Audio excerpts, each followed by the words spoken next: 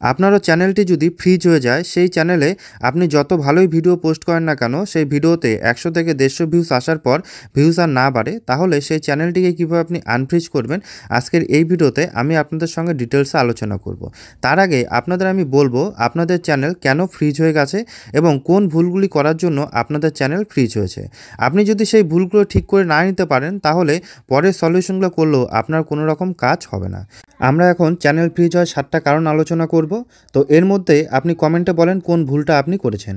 অনেক ভুল হয়তো আপনি না জেনেই করেছেন, সেই ভুলগুলো কীভাবে ঠিক করবেন সেটা আমি ভিডিওতে বলে দেবো। প্রথমত যে ভুলটা আমরা অনেকে করে থাকি সেটা হচ্ছে রিআপলোডের নির্দিষ্ট একটা নিয়ম আছে, আমরা নির্দিষ্ট নিয়ম ছাড়াই রিআপলোড করে থাকি। আপনাদের একটা উদাহরণ দিই, ধরুন আপনি একটা ভিডিও আপলোড করলেন, সেই ভিডিওতে দেখলেন ভিউজ আসছে 30টা বা 35টা। আপনি কি করলেন, একদিন পর বা আপনার ভিডিওটা আপলোড করার কিছুক্ষণ পরই আপনি ভিডিওটা ডিলিট করে দিলেন। ডিলিট করে দিয়ে আবার একদিন পর বা তার পরেই আবার আপলোড করলেন।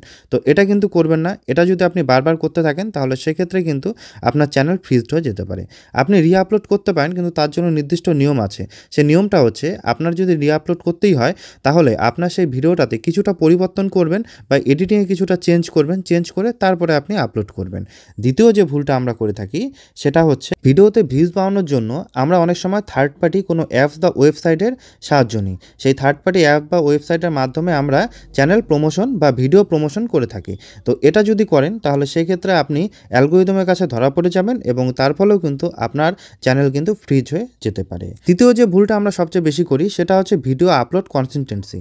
অর্থাৎ আপনি এক সপ্তাহে দেখা গেল 4টা ভিডিও আপলোড করেছেন, আবার কোনো সপ্তাহে আপনি একটা ভিডিও আপলোড করেননি। আবার এমনও আছে আপনি এক সপ্তাহে একদম 8 থেকে 10টা ভিডিও আপলোড করে দিয়েছেন। এটা যদি আপনি কন্টিনিউয়াসলি করতে থাকেন, তাহলে সেক্ষেত্রে আপনার চ্যানেল ফ্রিজ হয়ে যাবে এবং আপনার ভিডিওতে ভিউ আসা কমে যাবে। এটা আপনি তাৎক্ষণিকভাবে বুঝবেন না, কিছুদিন যাওয়ার পর এর এফেক্টটা আপনি আপনার চ্যানেলে পাবেন। 4 নাম্বার ভুলটা যেটা আমরা করি, আমাদের ভিডিওতে ভিউজ বাড়ানোর জন্য অথবা আমাদের চ্যানেল প্রমোট করার জন্য আমরা একই ধরনের কমেন্ট লিখে বিভিন্ন ভিডিওর কমেন্ট সেকশনে গিয়ে পেস্ট করে দিয়ে আসি। এটা যদি আপনি কন্টিনিউয়াসলি করতে থাকেন, তাহলে আপনি স্প্যামিং করে ফেলেছেন। এই স্প্যামিং করার জন্য আপনার চ্যানেল কিন্তু ফ্রিজ হয়ে যেতে পারে আর আপনার ভিডিওতে ভিউজও কিন্তু কমে যেতে পারে।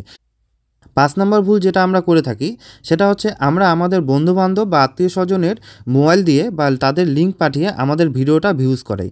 সেই ধরনের ভিউজ আপনি যদি কন্টিনিউয়াসলি করতে থাকেন, তাহলেও কিন্তু আপনি ইনভ্যালিড অ্যাক্টিভিটির মধ্যে পড়ে যান।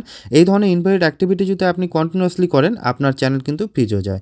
এবার আপনি বলুন এগুলোর মধ্যে আপনি কোন ভুলটা করেছেন এবং আপনি কোন ভুলগুলি সম্পর্কে আগে থেকেই জানেন।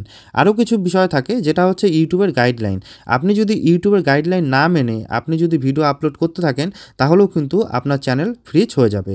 আর সাথে আরেকটা বিষয় যেটা আপনারা সবাই জানেন, সেটা হচ্ছে মিক্সড কন্টেন্ট। আমরা যদি মিক্সড কন্টেন্ট আপলোড করি আমাদের চ্যানেলে, তাহলে সেক্ষেত্রে কিন্তু আমাদের ভিউয়ার্সরা ঠিকঠাকভাবে বুঝতেই পাবে না যে আমাদের চ্যানেলটা কোন ক্যাটাগরির।